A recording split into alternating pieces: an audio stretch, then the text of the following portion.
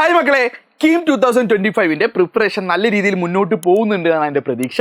Vacation സമയമാണ്, ഉഴപ്പരുത്. നിങ്ങൾ maximum effort എടുത്താൽ ഇത്തവണത്തെ കേരളത്തിലെ ടോപ്പ് എഞ്ചിനീയറിംഗ് ആൻഡ് ഫാർമസി കോളേജുകളിൽ നിങ്ങൾക്ക് എന്ത് ചെയ്യാം, കീം ത്രൂ അഡ്മിഷൻ നേടാം. അപ്പോൾ ഇത്തവണ ചെറിയ രീതിയിൽ എന്തുണ്ട്, അതിൻ്റെ അഡ്മിഷൻ പ്രൊസീജിയർ അല്ലെങ്കിൽ അതിൻ്റെ മാർക്കിംഗ് സ്കീം നോർമലൈസേഷൻ ഇക്വേഷനിൽ മാറ്റമുണ്ട് എന്നൊക്കെ അറിയിപ്പ് കിട്ടിയിട്ടുണ്ട്. അപ്പോൾ നിങ്ങൾ നല്ല രീതിയിൽ പ്രിപ്പയർ ചെയ്യുക. സ്റ്റേറ്റ് ബോർഡ് എക്സാം ഇത്തവണ +2 കേസിൽ അല്പം ടഫായിരുന്നു.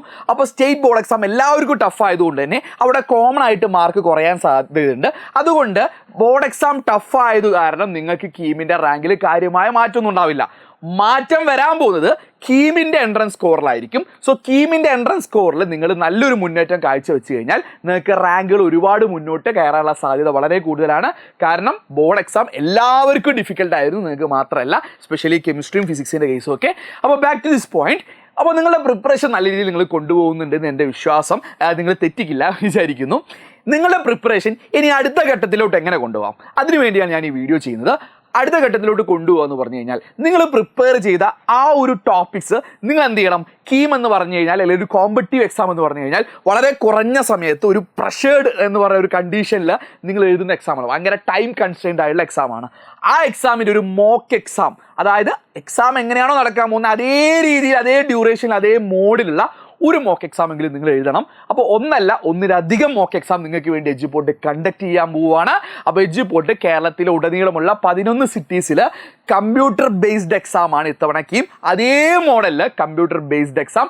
മോസ്റ്റ് പ്രോബബ്ലി നിങ്ങൾ കീം എഴുതാൻ പോകുന്ന അതേ സെൻറ്ററിൽ, അതേ കമ്പ്യൂട്ടർ സെൻറ്ററിൽ, മേ ബി അതേ കമ്പ്യൂട്ടറിലായിരിക്കും നിങ്ങൾ ഇതേ മോക്ക് എക്സാം എഴുതാൻ പോകുന്നത്. അപ്പോൾ കേരളത്തിൽ അക്രോസ് ഉള്ള 11 സിറ്റീസിൽ 11 സെൻറ്റേഴ്സിൽ എഡ്യൂപോർട്ടിൻ്റെ ഏപ്രിൽ 11 നടക്കാൻ പോകുന്ന മോക്ക് എക്സാമിൻ്റെ ബന്ധപ്പെട്ട വീഡിയോ ആണ് ഞാൻ പറയുന്നത്. കാര്യമായിട്ട് നിങ്ങൾക്ക് പേടിക്കാനൊന്നുമില്ല, വളരെ സിമ്പിൾ പ്രൊസീജിയറാണ്. എക്സാം നടക്കുന്നത് ഞാൻ പറഞ്ഞുതരാം, സിറ്റീസ് ഞാൻ പറയാം. അതിനു മുമ്പ് ഇതിനൊരു രജിസ്ട്രേഷൻ ഫീസ് ഉണ്ട്. പക്ഷെ അവിടെ ഒരു പ്ലസ് പോയിന്റും ഉണ്ട്. ഈ രജിസ്ട്രേഷൻ ഫീസ് എന്താണെന്ന് വെച്ച് കഴിഞ്ഞാൽ, മോക്ക് എക്സാം മുമ്പ് നമ്മൾ നടത്തിയ സമയത്ത് പലരും രജിസ്റ്റർ ചെയ്തു, എന്നാൽ എക്സാമിന് വന്നില്ല. ഇത് രജിസ്റ്റർ ചെയ്ത് കഴിഞ്ഞാൽ സ്വാഭാവികമായിട്ട് ഞങ്ങൾക്ക് അവിടെ ഒരു ഫീസ് ഉണ്ടായിരുന്നു. അപ്പോൾ ആ ഒരു ഫീസ് ഒഴിവാക്കാൻ, അതായത് ഒരു ക്യാൻസലേഷൻ ഒഴിവാക്കാൻ വേണ്ടി ഒരു ചെറിയൊരു ഫീസ് 99 റുപ്പീസ് മാത്രം നിങ്ങൾ എന്ത് ചെയ്താൽ മതി, രജിസ്ട്രേഷന് വേണ്ടി എക്സാമിന് കൊടുത്താൽ മതി. ആൻഡ് അവിടെ ഒരു സന്തോഷ വാർത്ത ഉണ്ട്. എഡ്യൂപോർട്ടിന് നിങ്ങൾ ഏതെങ്കിലും ബാച്ചിൽ ജോയിൻ ചെയ്ത കുട്ടികളാണെങ്കിൽ നിങ്ങൾക്ക് കംപ്ലീറ്റ്ലി അതെന്താണ്, അത് വേവ്ഡ് ഓഫ് ആയിട്ട് നിങ്ങൾക്ക് ആ പൈസ തിരിച്ചും തരും, ഫ്രീ ആണ്. സോ എഡ്യൂപോർട്ടിൻ്റെ ബാച്ചിൽ ജോയിൻ ചെയ്ത കുട്ടികൾക്ക് അത് ഈ എക്സാം കംപ്ലീറ്റ്ലി ഫ്രീ ആണ് കേട്ടോ. അപ്പോൾ എഡ്യൂപോർട്ടിൽ ജോയിൻ ചെയ്യാത്ത കുട്ടികൾക്ക് നിങ്ങളെ ഫ്രണ്ട്സിനൊക്കെ കൂട്ടി നിങ്ങൾക്ക് രജിസ്റ്റർ ചെയ്യാം. അപ്പോൾ നമ്മൾ എക്സാം സെൻറ്ററിൽ പോകുമ്പോൾ ഒരാളും കൂടി കൂട്ടി നിങ്ങൾ പോവുക, അവരെ രജിസ്റ്റർ ചെയ്യാൻ പറയണം. രജിസ്ട്രേഷൻ ലിങ്കും ഫോമൊക്കെ ഞാൻ താഴെ എന്ത് ചെയ്തിട്ടുണ്ട്, കമൻറ്റിൽ ഞാൻ കൊടുത്തിട്ടുണ്ട്. പ്രത്യേകം ശ്രദ്ധിക്കുക, ചില സെൻറ്റേഴ്സിൽ സീറ്റ്സ് ലിമിറ്റഡ് ആണ്. കാരണം വെക്കേഷൻ സമയത്ത് ഒരുപാട് കോമ്പറ്റീവ് എക്സാംസ് നടക്കുന്നുണ്ട്. അപ്പോൾ അതുകൊണ്ട് തന്നെ കമ്പ്യൂട്ടർ സെൻറ്റേഴ്സിൽ സീറ്റുകൾ കുറവാണ്. അതുകൊണ്ട് നിങ്ങൾ വൈകിക്കരുത്. ഇന്ന് ചെയ്യുന്നവരെ നാളെ ചെയ്യാന്ന് വെച്ച് കാത്തിരിക്കുന്നത്. പല സെൻറ്റേഴ്സിലും ഓൾമോസ്റ്റ് 90-95% സീറ്റ്സ് എന്ത് ചെയ്തിട്ടുണ്ട്, ഒക്യുപ്പൈഡ് ആയിട്ടുണ്ട്. എന്നാൽ ചില സ്ഥലങ്ങളിൽ ബാക്കി സീറ്റ് ഒരുപാടുണ്ട് കേട്ടോ. അപ്പോൾ സെൻറ്റേഴ്സ് ഞാൻ പറഞ്ഞു തരാം.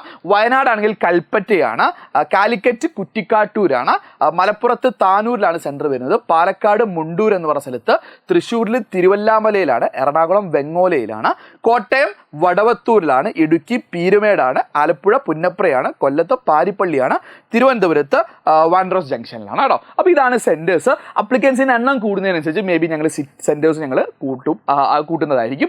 മറ്റൊരു കാര്യം, നല്ല എക്സാം നടക്കാൻ പോകുന്നത് ഏപ്രിൽ 11 ഇതിൻ്റെ ഒരു സെക്കൻഡ് ഫേസ്, അതായത് അടുത്തൊരു എക്സാമും കൂടി നമ്മൾ പ്ലാൻ ചെയ്യുന്നുണ്ട്. അപ്പോൾ നിങ്ങൾ താഴെ കാണുന്ന ഫോം ഫില്ല് ചെയ്യാം, ഞങ്ങളുടെ ടീം നിങ്ങൾക്ക് ഡയറക്റ്റ് ചെയ്ത് തരും. അപ്പോൾ നിങ്ങൾ എഡ്യൂപോർട്ടിൻ്റെ ബാച്ചിലെ സ്റ്റുഡൻ്റ് ആണെങ്കിൽ ഞാൻ പറയും നിങ്ങൾ എക്സാം നിർബന്ധമായിട്ട് എഴുതണം. അപ്പോൾ ചില ആൾക്കാർ പറയാൻ ചാൻസ് ഉള്ളതാണ്, സാർ ഇതൊക്കെ ഞങ്ങളുടെ വീട്ടിൽ നിന്ന് ഒരുപാട് ദൂരമുണ്ട്. എടാ, കീം എക്സാമും ഇതുപോലെ തന്നെ. നിങ്ങളുടെ വീട്ടിൽ തൊട്ടടുത്തുള്ള ഒരു സെൻറ്റർ നിങ്ങൾ പ്രതീക്ഷിക്കരുത്. അവിടെ നിങ്ങൾ കംഫർട്ട് സോൺ ബ്രേക്ക് ചെയ്ത് നിങ്ങൾ എന്ത് ചെയ്യണം, മസ്റ്റായിട്ട് ഈ എക്സാം സെൻറ്റേഴ്സിൽ പോയിട്ട് കമ്പ്യൂട്ടർ ബേസ്ഡ് എക്സാം നിങ്ങൾ എന്ത് ചെയ്യണം, നിങ്ങൾ എക്സ്പീരിയൻസ് ചെയ്യണം എന്ന് എൻ്റെ ഒരു ഹമ്പിൾ റിക്വസ്റ്റ് ആണ്.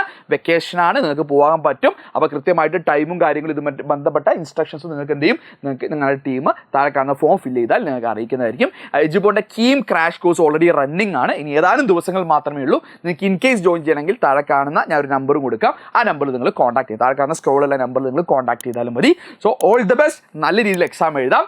എക്സാമിൻ്റെ ലൈവ് ഡിസ്കഷനൊക്കെ നമ്മൾ എക്സാമിന് ശേഷം ഉണ്ടായിരിക്കുന്നതാണ്.